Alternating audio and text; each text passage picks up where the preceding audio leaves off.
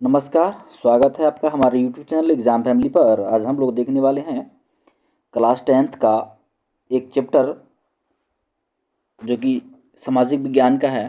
ठीक ना।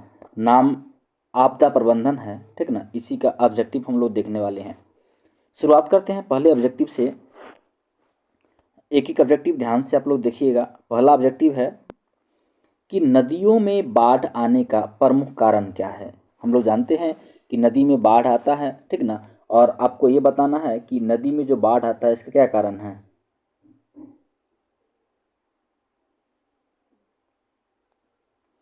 ठीक है ना। तो इसका राइट जो जवाब होगा वो बी, यानी वर्षा की अधिकता के कारण जो है नदी में बाढ़ आता है। ठीक है ना। ओके, याद रहेगा जब वर्षा ज़्यादा हो जाता है तब नदी में क्या आता है, बाढ़ आता है। आप लोग प्रश्न का जवाब देते चलिएगा। ओके, हम बढ़ते हैं अगले प्रश्न की ओर। दूसरा प्रश्न है भूकंप। पता है ना भूकंप। संभावित क्षेत्रों में पवनों की आकृति कैसी होती है। जिसमें जहाँ पर भी भूकंप आता है वहाँ पर की जो आकृति है वो कैसी होगी, ये आपको बताना है। ठीक ना। तो इसकी जो आकृति होगी वो आयताकार होगी।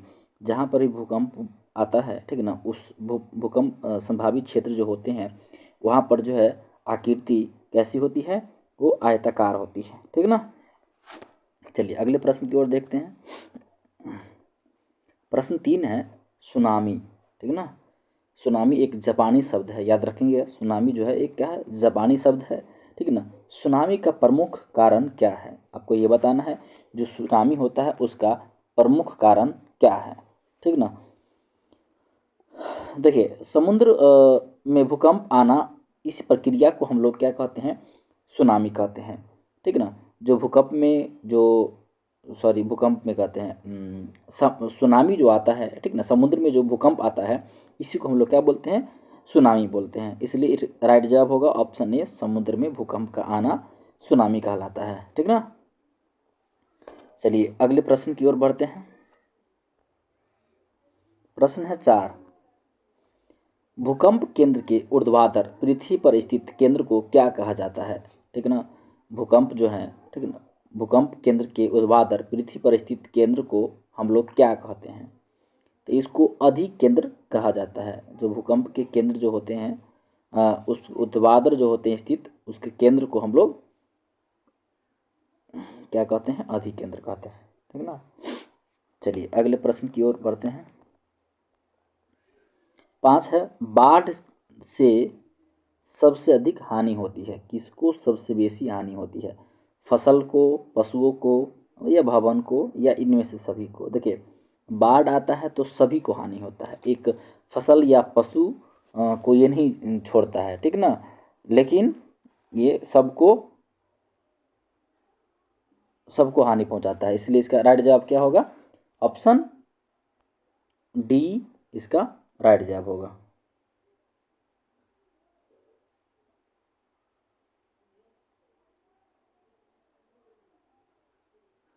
ओके, चलिए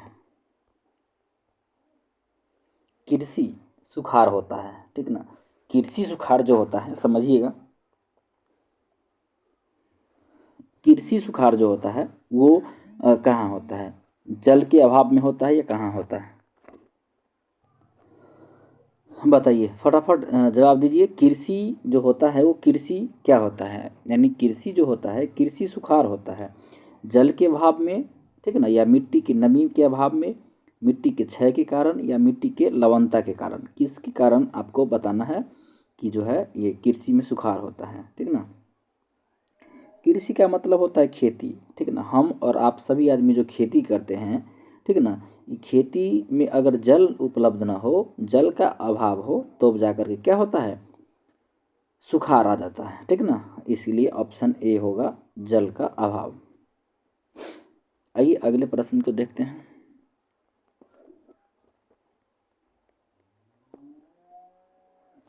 प्रश्न है निम्न में से कौन मानव जनित आपदा है। देखिए आपदा दो प्रकार के होते हैं। ठीक ना। अगर हम आपदा की बात करें, आपदा, ठीक ना, ये आपदा दो तरह के होते हैं। एक को बोलते हैं एक को बोलते हैं प्राकृतिक आपदा और दूसरे को बोलते हैं मानव निर्मित आपदा।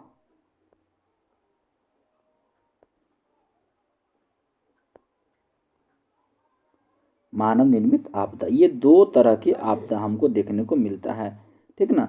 एक प्राकृतिक, एक मानव जनित आपदा होता है। अब देखो प्राकृतिक आपदा में क्या होता है, ठीक ना, ये प्रकृति के द्वारा जो भी होता है, जैसे भूकंप हो गया, सुनामी हो गया, ठीक ना, ये सब के सब क्या हो जाएंगे, प्रकृति आपदा हो गया। और मानव जनित आपदा जो होता है, अर्थात जो मानव के द्वारा मतलब होता है, जैसे आतंकवादी हो गया, ये आपदा ही एक तरह से, ठीक ना। तो ये जो है आतंकवाद हो गया, ये सब जो हो गया क्या होगा, मानव जनित आपदा हो गया, ठीक ना। या महामारी, कोई महामारी हो गया, ठीक ना, ये सब जो है आतंकवाद। महामारी तो प्राकृतिक हो सकता है, आपदा याद रखिएगा, लेकिन जो आपदा मतलब प्राकृतिक होता है, जो प्रकृति के द्वारा जो आपदा उत्पन्न होती है, ठीक ना, जिसको आफत हम समझ सकते हैं, आफत वो। और जो प्रकृति के मानव के द्वारा किया जाता है, जैसे आतंकवादी फैला देना, मारपीट, ये सब जो होता है, ये सब जो है से एक तरह से क्या होता है, मानव के द्वारा होता है, उसको मानव निर्मित, और जो प्रकृति के द्वारा होता है प्रकृति आपदा कहते हैं, ठीक ना। तो कहते हैं निम्न में से कौन मानव जनित आपदा है, ठीक ना। तो मानव जनित या आतंकवादी जो होगा ये मानव जनित आपदा होगा। अगला प्रश्न की ओर हम बढ़ते हैं। प्रश्न है 8 नंबर, इनमें से कौन प्राकृतिक आपदा नहीं है। आपको ये बताना है, ये जो नीचे दिया गया इनमें से कौन सी आपदा जो है वो प्राकृतिक नहीं है, ठीक ना। देखिए सुनामी ये भी प्राकृतिक आपदा है, बाढ़ ये भी प्रकृति के द्वारा होता है, और भूकंप जो है प्रकृति के द्वारा होता है, ठीक ना। केवल और केवल आतंकवाद जो है यही प्राकृतिक आपदा नहीं है, इसीलिए ऑप्शन सी होगा इसका सही जवाब। यानी आतंकवाद जो है ये प्राकृतिक आपदा नहीं है, बल्कि ये कौन आपदा है, ये मानव जनित आपदा है। ओके, चलिए बढ़ते हैं अगले प्रश्न की ओर। प्रश्न है 9, भूकंप निम्नलिखित में से कौन सी आपदा है, बताना है। अभी आपको मैंने बताया है जो भूकंप है, ठीक ना, ये कौन सी आपदा है। भूकंप निम्न में से कौन पर, देखिए ये यहाँ पर थोड़ा प्रश्न में मिस्टेक है, ठीक ना, ये यहाँ पर नहीं होता, ठीक ना, इसको यहाँ पर मान लीजिए काट दीजिए, ठीक ना। तो कहता है निम्न में कौन प्राकृतिक आपदा है, तो भूकंप जो होगा ये प्राकृतिक आपदा है। बाकी आग लगाना ये मानव खुद करता है, बम विस्फोट, बम खुद मानव बनाया है, ठीक ना। और ये रासायनिक किसी प्रकार केमिकल की जो घटना होती है, ठीक है ना, केमिकल कोई रिएक्शन हो गया, केमिकल कहीं लीकेज हो गया, ठीक ना, तो इसके कारण जो भी आपदाएं उत्पन्न होती हैं, ये सब के सब आपदा मानव निर्मित आपदा है। लेकिन भूकंप ये मानव के कंट्रोल में नहीं है, ये मानव के कंट्रोल से बाहर है, इसीलिए जो प्राकृतिक आपदा है ये कौन हो जाएगा, भूकंप।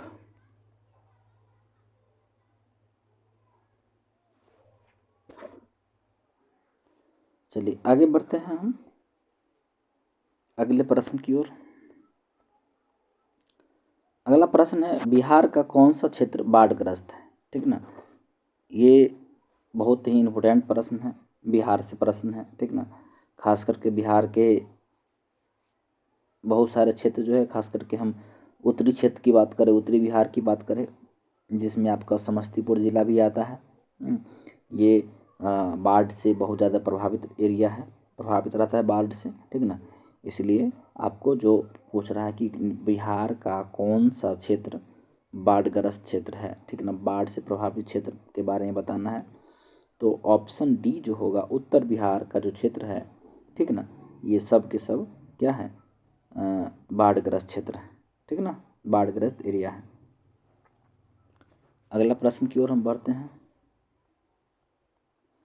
प्रश्न है 11, 11 प्रश्न, निम्न में से किस नदी को बिहार का शोक कहा जाता है, ठीक ना। बिहार का शोक किस नदी को कहा जाता है ये आपको बताना है, ठीक ना। फटाफट बताइए इसको, कौन होगा इसका आंसर। देखिए कोसी जो है, समझिएगा, ये जो कोसी है इसको बिहार का शोक कहा जाता है। ठीक है ना। पूछेगा कि किस नदी को बिहार का शोक कहा जाता है, तो आपको बताना है बिहार का शोक जो है किसको कहा जाता है, कोसी को कहा जाता है। अगला प्रश्न की ओर बढ़ते हैं। प्रश्न 12 है, बाढ़ ये क्या है, आपको ये बताना है जो बाढ़ है ये बाढ़ है क्या। ठीक है ना। तो बाढ़ तो हम जानते हैं कि एक प्राकृतिक आपदा है, इसमें कोई सोचने की ज़रूरत नहीं है। ऑप्शन ए होगा, बाढ़ प्राकृतिक आपदा है। ओके। चलिए अगले प्रश्न की ओर देखिए। नेक्स्ट प्रश्न है, सूखा किस प्रकार की आपदा है। सूखा हम लोग जानते हैं ये प्राकृतिक आपदा है। सूखा उखा की बात करते हैं तो ये प्राकृतिक आपदा है। भूकंप, सुखाड़, ये सब जो है से प्राकृतिक आपदा है। ओके। जो प्रकृति के देन है, ठीक ना, उसको हम लोग प्राकृतिक आपदा कहते हैं।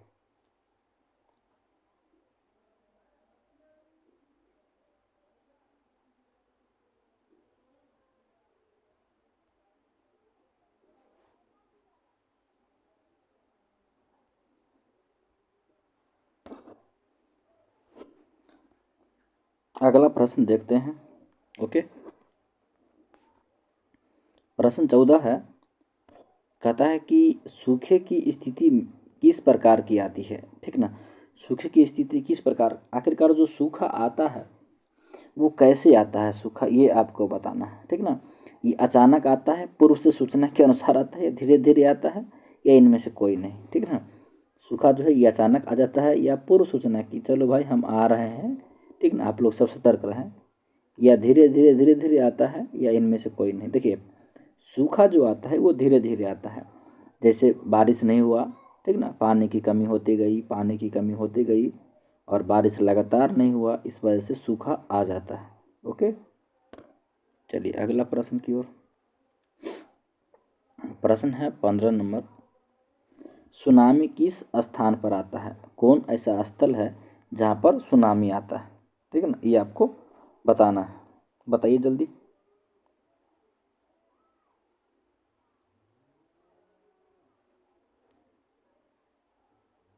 देखिए सुनामी जो होता है वो सुनामी किस स्थान पर आता है, सुनामी जो है सही है समुद्र में आता है, याद रखेंगे। कहाँ आता है सुनामी, ये समुद्र में आता है। ठीक ना। ये नहीं समझिए कि घर उर में आता है या स्थल पर आता है, ये समुद्र में आता है। ओके। अगला है 16 नंबर प्रश्न, देखिए इसका जवाब दीजिए। मानव शरीर में आग से जलने की स्थिति में जले हुए स्थान पर क्या उपचार करना चाहिए। देखिए मानव शरीर में जो आग लग जाता है, आग से कोई व्यक्ति जल जाता है, तो जलने की स्थिति में, ठीक ना, जले हुए स्थान पर क्या आपको प्राथमिक उपचार करना चाहिए। ठीक ना। तो आपको ठंडा पानी, उसको ठंडा पानी डालना चाहिए। ठीक ना, याद रखेंगे। जले हुए स्थान पर ठंडा पानी दीजिएगा ताकि उस व्यक्ति को थोड़ा राहत मिलेगा। ओके। चलिए अगले प्रश्न को देखते हैं। सामान्य संचार व्यवस्था को के बाधित होने का मुख्य कारण क्या है। केबल का टूट जाना, ठीक ना, या देखिए केबल का टूट जाना, संचार टावरों की दूरी, टावरों की ऊंचाई में कमी, या इनमें से कोई नहीं। जो सामान्य संचार व्यवस्था होता है वो बाधित कैसे हो जाता है, इसका कोई कारण तो होगा ना बाधित होने का। देखिए अगर केबल टावर जो है, यानी केबल जो टूट जाता है, यानी केबल जो तार होता है वो टूट जाता है, तो संचार व्यवस्था क्या हो जाता है, बाधित हो जाता है, ये हम सभी जानते हैं। ओके।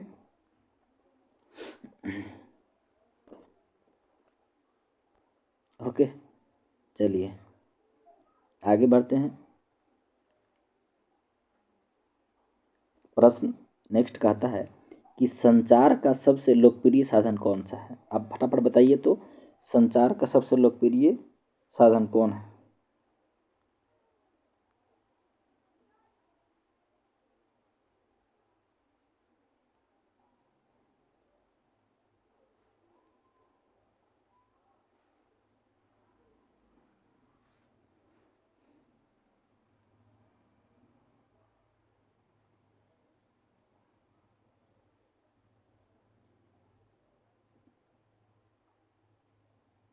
चलिए देखते हैं इस प्रश्न का जवाब क्या होगा। देखिए प्रश्न का जवाब क्या होगा, सार्वजनिक टेलीफोन होगा या मोबाइल होगा या वॉकी टॉकी होगा या रेडियो होगा, ठीक ना। तो सार्वजनिक संचार का लोकप्रिय जो साधन होगा ये आपका कौन सा होगा, याद रखेंगे कौन होगा, बताइए फटाफट। ये होगा आपका सार्वजनिक टेलीफोन, इसका सही जवाब होगा। ओके, अगला प्रश्न को देखिए। कहता सूखे के लिए जिम्मेवार कारक कौन सा है। आपको ये बताना है सूखा के लिए कौन सा कारक सबसे ज़्यादा जिम्मेवार होगा। तो क्या वो ज्वालामुखी की क्रिया, बाढ़, भूकंप, वर्षा की कमी, सूखा आएगा उसके लिए जिम्मेवार कारक। फटाफट कमेंट्स करके बताइए इसका आंसर। आंसर सबका कमेंट्स करिए।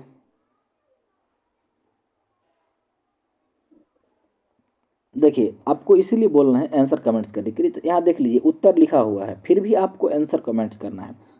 आपको टाइम इसीलिए दे रहे हैं कि आंसर आप कमेंट्स करिएगा, ताकि क्या होगा पता है, इससे समझिएगा, इससे क्या होगा कि आप उस प्रश्न का जवाब जब कमेंट्स करिएगा तो आपको याद रहेगा। ओके, इसका सही जवाब होगा वर्षा की कमी।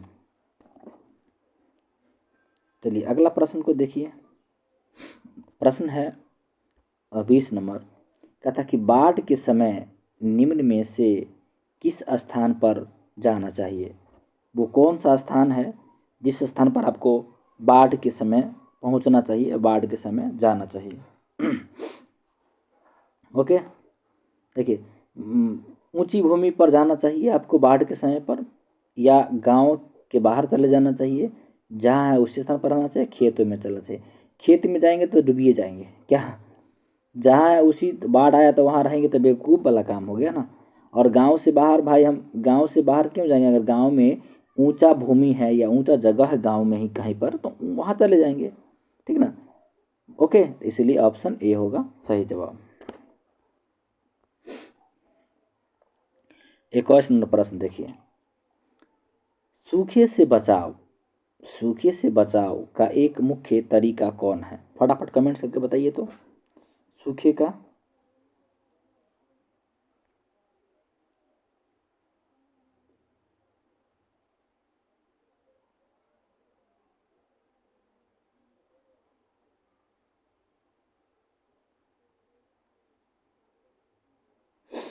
ओके देखिए कहता है कि नदियों को आपस में जोड़ देना चाहिए, ठीक ना, वर्षा जल संग्रह करना चाहिए, या बाढ़ की स्थिति उत्पन्न करना चाहिए, इनमें से कोई नहीं। सूखे से बचाव का एक मुख्य तरीका क्या हो सकता है। सूखा से बचने के लिए आपको वर्षा का जल संग्रह करिए, पानी बचाइए, ठीक ना, तो क्या होगा, आप बाढ़ से, सूखे से बचाव कर सकते हैं, सूखे से बच सकते हैं। चलिए अगला प्रश्न को देखिए। प्रश्न है 22 नंबर। 26 दिसंबर 2004, ये डेट याद रखिएगा, 26 दिसंबर 2004 को विश्व के किस हिस्से में भयंकर सुनामी आया था। आपको ये बताना है, ठीक ना, चार ऑप्शन में से कमेंट्स करके कि किस में सबसे बेसी, मतलब किस हिस्से में भयंकर सुनामी आया था। कमेंट्स करिए जल्दी।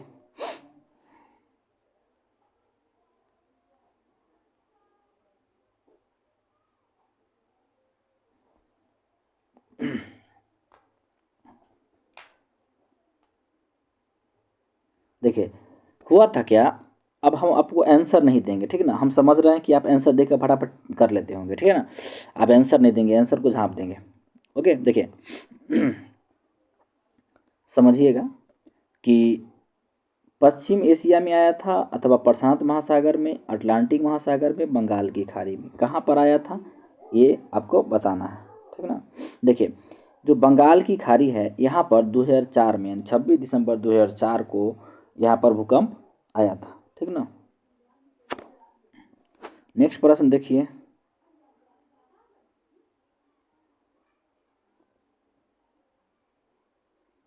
चलिए, ओ यार बताइए, आप इस प्रश्न का जवाब दीजिए तब माने। बताइए भूकंप के भूकंप से पृथ्वी की सतह पर पहुंचने वाले सबसे पहली तरंग को किस नाम से जाना जाता है? फटाक से और कमेंट करके बताइए, किस नाम से जाना जाता है? बताइए तो, जल्दी बताइए। आइए देखिए आंसर, आप देखिए आंसर क्या है। भूकंप से पृथ्वी की सतह पर पहुंचने वाले सबसे पहली तरंग को किस नाम से जाना जाता है? तो वो तरंग जो है, ये पी तरंग जो है, इसको सबसे पहले पृथ्वी पर ये पहुंचता है। ठीक ना, याद रखिएगा कौन तरंग? पी तरंग, पी से पहले और पी तरंग होगा। नेक्स्ट प्रश्न बताइए इसके आंसर।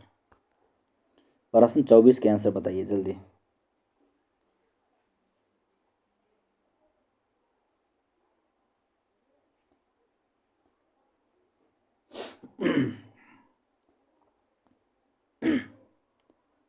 जल्दी बताइए।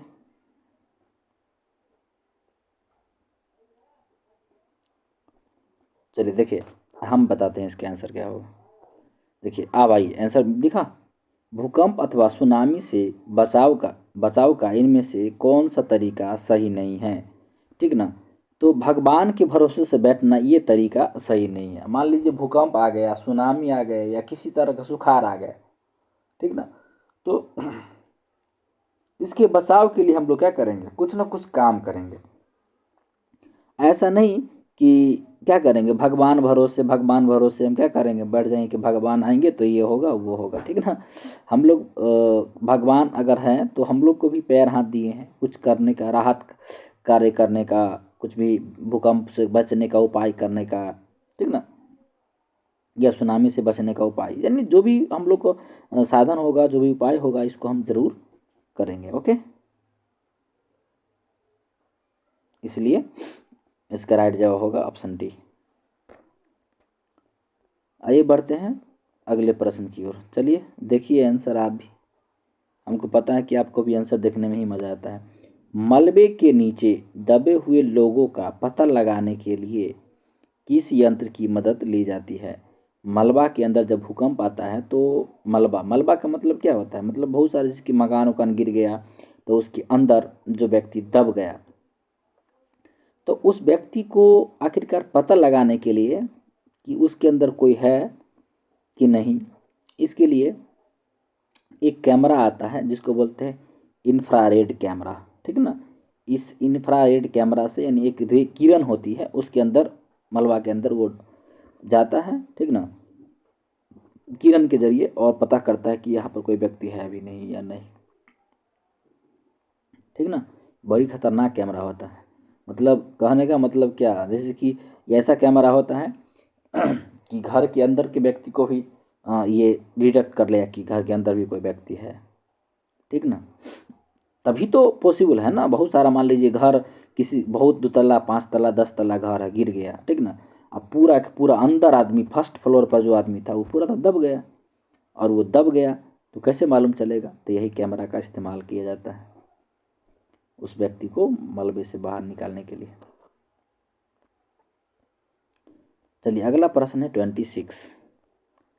महासागर के तल पर होने वाले कंपन को किस नाम से जाना जाता है? ठीक ना, महासागर के जो तल है, ऊपर है, ठीक ना, ऊपर जो होने वाले जो कंपन होते हैं उस कंपन को किस नाम से हम लोग जानते हैं? ठीक ना, तो इस कंपन को हम लोग सुनामी के नाम से जानते हैं। याद रहेगा किस नाम से? सुनामी। चलिए अगला प्रश्न देखें।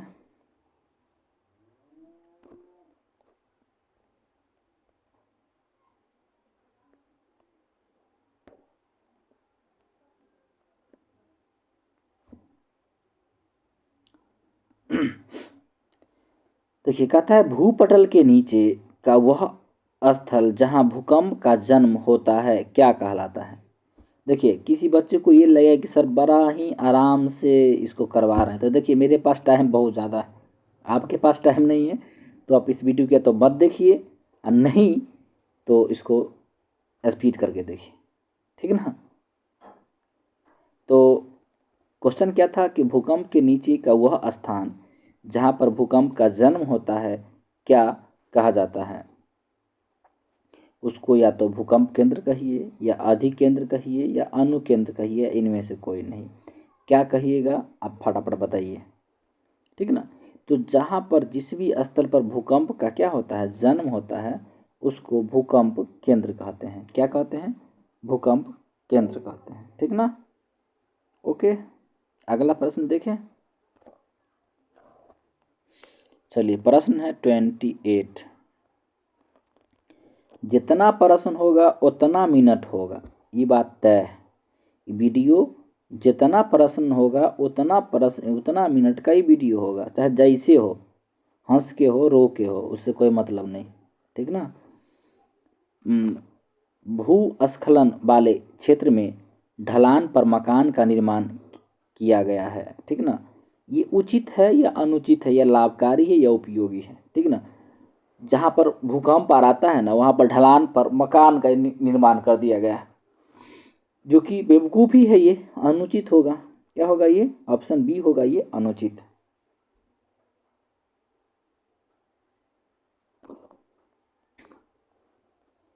चलिए अगला प्रश्न देखें। प्रश्न है 29। सुनामी प्रभावित क्षेत्रों में मकान का निर्माण कहाँ करना चाहिए। सुनामी प्रभावित क्षेत्र में मकान का जो निर्माण है वो कहाँ पर करना चाहिए, ठीक ना। तो समुद्र के तट पर, समुद्र के निकट यह करना चाहिए, या समुद्र से दूर, समुद्र तट से दूर ऊंचाई पर, या इनमें से कोई नहीं, ठीक ना। देखिए समुद्री तट से थोड़ा ऊंचाई पर हमको क्या करना चाहिए, समुद्र जो तट है उससे थोड़ा ऊंचाई पर हमको मकान का निर्माण करना चाहिए, मकान बनाना चाहिए, ठीक ना। ओके, आइए बढ़ते हैं अगले प्रश्न की ओर। इनमें से कौन मानव जनित आपदा नहीं है। आपको ये बताना है कि इनमें से मानव जनित आपदा कौन नहीं है, फटाफट बताइए तो।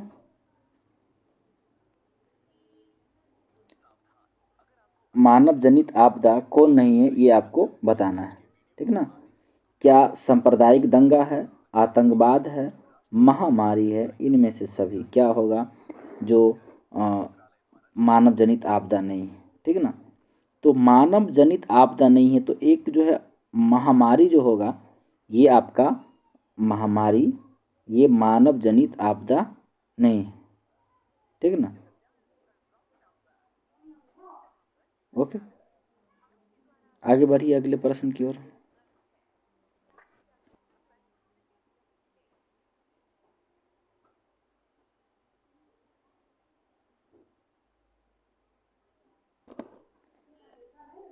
चलिए प्रश्न है 31। बिहार किस भूकंप जोन में आता है। आपको बताइए, बताना है कि बिहार जो है ये किस भूकंप जोन में आता है। तब जोन 3 में आता है बिहार। कौन जोन में आता है, जोन 3 में आता है बिहार। बढ़ते हैं अगला प्रश्न की ओर। अगला प्रश्न है कि बस्ती मकान में आग लगने की स्थिति में क्या करना चाहिए, ठीक ना। कोई बस्ती है या कोई मकान है, ठीक ना, उसमें अगर आग लग गया तो उस आग लगने की स्थिति में हमको क्या करना चाहिए, उचित क्या रहेगा, ठीक ना। तो सबसे पहले एक चीज़ सबसे इम्पोर्टेंट है, अग्निशामक यंत्र को बुलाना चाहिए, जो आग बुझाने वाले फायर ब्रिगेड होते हैं, ठीक ना, उसको आप बुला लीजिए, ठीक ना। और जब उसको बुला लीजिएगा तो आग वो खुद, आपको कुछ करने की ज़रूरत नहीं पड़ेगा, आप खुद आग को बुझा लेगा, आग पर काबू पा लेगा। ओके, चलिए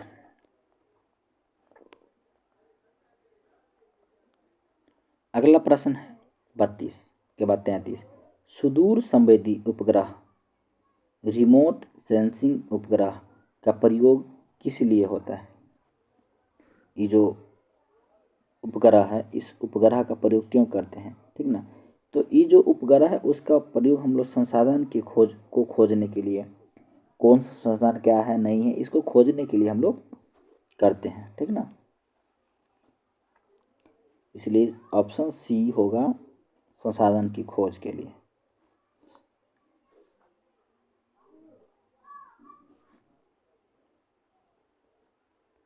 ऑप्शन सी इसका सही जवाब होगा। इसका जवाब दीजिए जल्दी।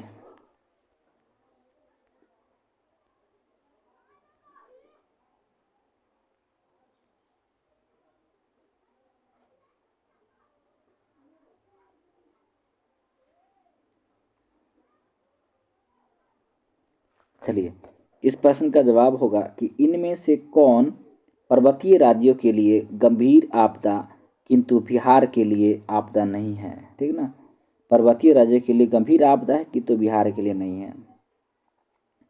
भूस्खलन या हिमस्खलन, ठीक ना, यानी पर्वतीय राज्यों के लिए जहाँ जहाँ पर्वत है उसके लिए ये गंभीर आपदा है, लेकिन हमारा बिहार की अगर हम बात करें तो इसके लिए ये आपदा नहीं है, और वो था ऑप्शन ए भूस्खलन या हिमस्खलन, ठीक है ना। जैसे कि पर्वत जहाँ है वहाँ से पर्वत टूट टूट गिरता है, ठीक है ना, या जहाँ पर हिमस्खलन होता है, बर्फ उर्फ गिरता है, ठीक ना, तो उसके लिए सब प्राकृतिक आपदा है, लेकिन हम लोग के लिए नहीं, हम बिहार वासियों के लिए नहीं है। ओके, अगला है 35। आकस्मिक प्रबंधन का प्रमुख घटक कौन है? तो स्थानीय प्रशासन भी होगा, स्वयंसेवी संगठन भी होगा, गांव या मोहल्ला भी होगा, या इनमें से सभी, अर्थात इसमें से सभी इसका सही जवाब होगा, ठीक है ना। ओके, चलिए आगे बढ़ते हैं। प्रश्न है 36। निम्न में कौन प्राथमिक उपचार का समान है? जो प्राथमिक उपचार होता है, अगर किसी भी तरह की घटना घट गई या कोई भी तरह का बात हो गया तो प्राथमिक उपचार किया जाता है, ठीक ना। तो ये प्राथमिक उपचार जो है से वो कैसे कर सकते हैं? तो बैंडेज और टेप जो होता है, ठीक ना, ये सब प्राथमिक उपचार है, याद रखेंगे। बैंडेज टेप और सब जो है क्या है? प्राथमिक उपचार है। नेक्स्ट प्रश्न 2011 में जापान में भूकंप एवं सुनामी किस दिन आया था, ठीक ना। तो ये 11 मार्च 2011, डेट याद रखेंगे, 11 मार्च 2011, ठीक है ना, 11 मार्च 2011, ऑप्शन डी होगा इसका सही जवाब। बढ़िए अगला प्रश्न की ओर। आपदा प्रबंधन किया जाता है, ठीक है ना। आपदा प्रबंधन कैसे कर सकते हैं? राष्ट्रीय स्तर पर, तो बिल्कुल राष्ट्रीय स्तर पर भी होता है, राज्य स्तर पर भी होता है और जिला स्तर पर भी होता है, इसमें इसलिए इसमें सही होगा सब। ओके, चलिए अगला प्रश्न देखते हैं। भूस्खलन, जो भूमि होता है वो स्खलन प्रभावित क्षेत्रों में ढलान पर मकान बनाया जाना चाहिए, ये बनाया जाना है, ठीक ना। हितकारी, लाभकारी,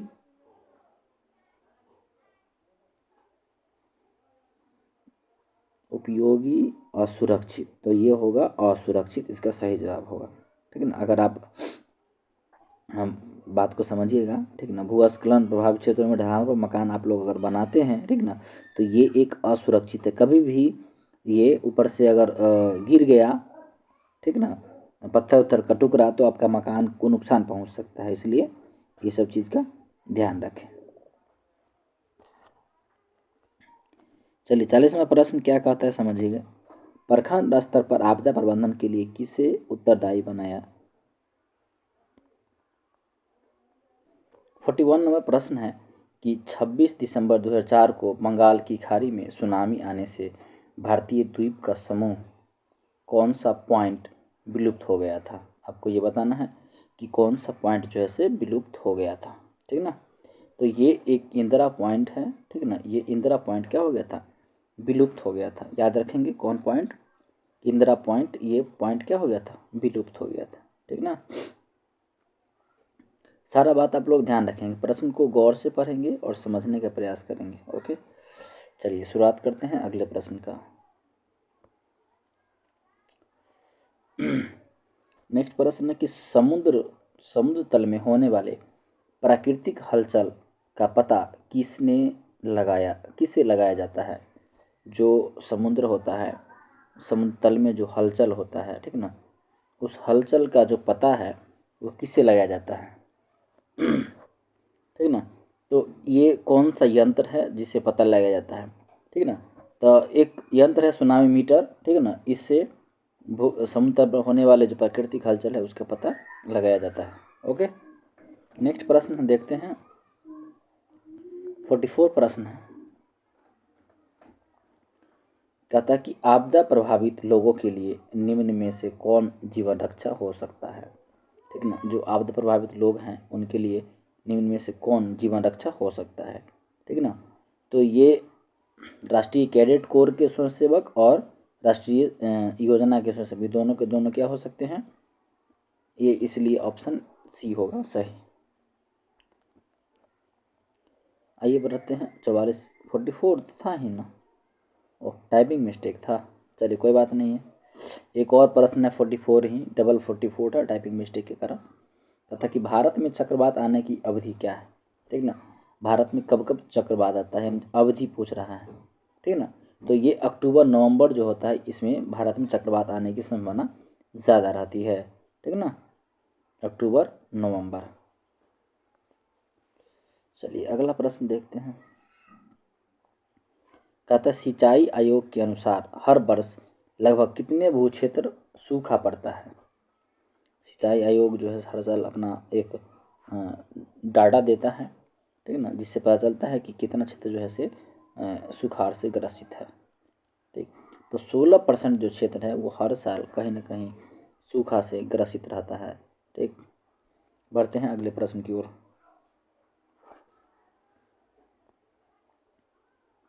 प्रश्न है 46, देश का सर्वाधिक आपदाग्रस्त राज्य कौन है, ठीक ना। देश का सर्वाधिक आपदाग्रस्त राज्य का नाम बताना है आपको। ये जो होगा बिहार सबसे बेसी आपदाग्रस्त राज्य है, इसलिए ऑप्शन बी होगा सही, बिहार। ओके, चलिए आगे बढ़ते हैं।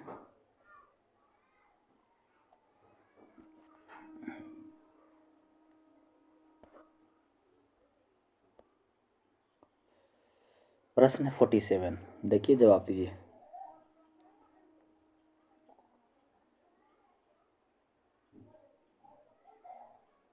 कहता कि 50 सेंटीमीटर से कम वर्षा वाले क्षेत्रों में कौन सी स्थिति उत्पन्न होती है। जहाँ पर 50 सेंटीमीटर से कम वर्षा हो रहा है तो वहाँ पर आप ये बोल सकते हैं कि सुखाड़ की स्थिति उत्पन्न होती है, ठीक ना। 50 सेंटीमीटर से कम वर्षा का मतलब यही होता है कि वहाँ पर पानी की बहुत कमी हो जाती है, और पानी की जहाँ कमी होगी तो उसी स्थिति को हम क्या बोलते हैं, सुखाड़ बोलते हैं, वर्षा कम होता है।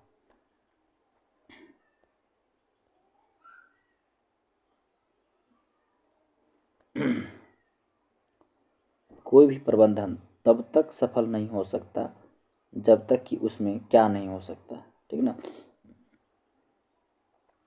कोई भी जो मैनेजमेंट है, ठीक ना, कोई प्रबंधन जो है वो तब तक सफल नहीं हो सकता है जब तक सेना की सहभागिता ना हो, सरकार की सहभागिता ना हो और आम लोगों की सहभागिता ना हो। यानी तीनों की ज़रूरत है सहभागिता में, तभी तक कोई भी प्रबंधन जो है, कोई भी योजना जो है क्या होगा, सफल होगा। चलिए देखते हैं अगला प्रश्न।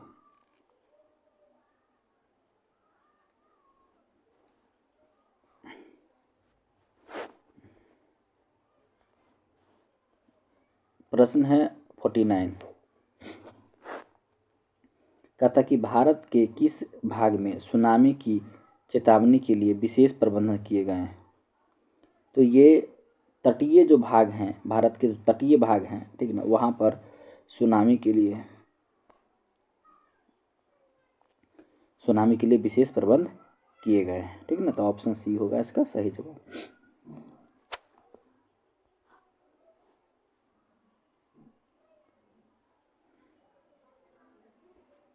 चलिए, भारत में किस वर्ष अत्यंत विनाशकारी भूकंप आया था? 1934, याद रखेंगे 1934 को, ठीक है ना। बिहार में बहुत, यानी भारत बोल सकते हैं, उड़ीसा में अप्रोक्स था, ठीक है ना। यानी भारत में ही बोल सकते हैं कि भारत में सबसे बेसी खतरनाक जो है विनाशकारी भूकंप जो है से आया था 1934 में, ठीक है ना। चलिए बढ़ते हैं अगले प्रश्न की ओर। अगला प्रश्न है कि भारत में किस वर्ष अत्यंत विनाशकारी चक्रवात आया था, ठीक है ना। तो चक्रवात और भूकंप पूछेगा तो 1934, और चक्रवात पूछेगा तो क्या होगा 1999, ठीक है ना।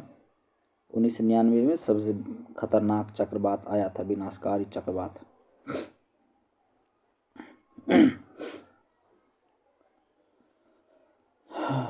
बढ़िए अगला प्रश्न की ओर।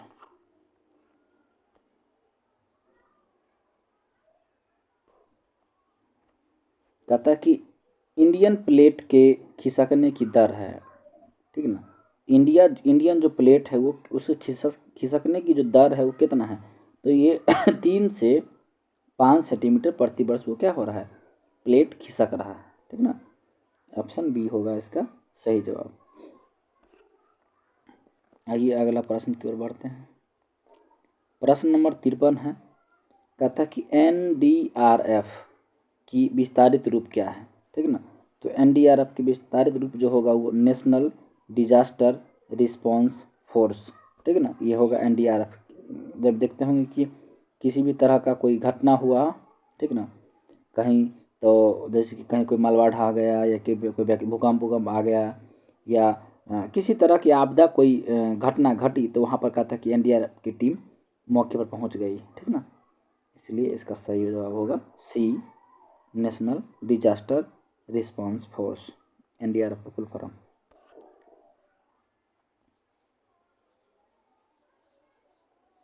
चलिए प्रश्न है 54। कहता है 2001 में भूकंप किस क्षेत्र में आया था, ठीक है ना। आपको ये बताना है, ठीक है ना, कि 2001 में जो भूकंप आया था वो कौन सा क्षेत्र में आया था। फटाफट बताइए। तो ऑप्शन आपके पास है जल्दी कमेंट्स करके देखिए।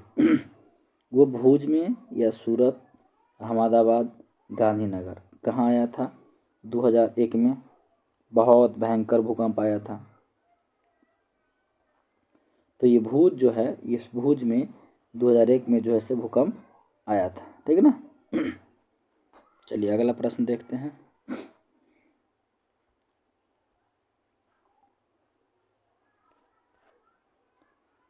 प्रश्न है 55।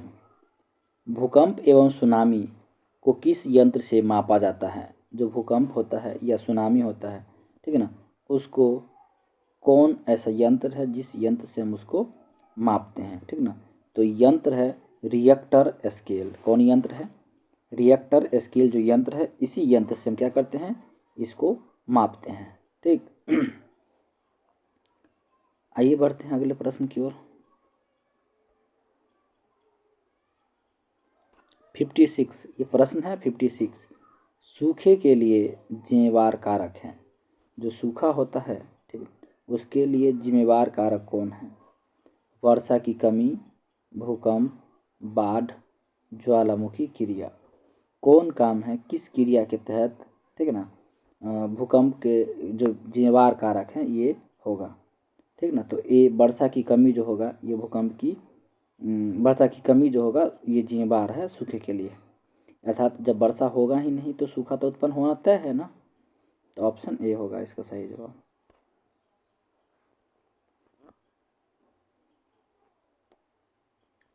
चलिए आइए 57 देखते हैं क्या है।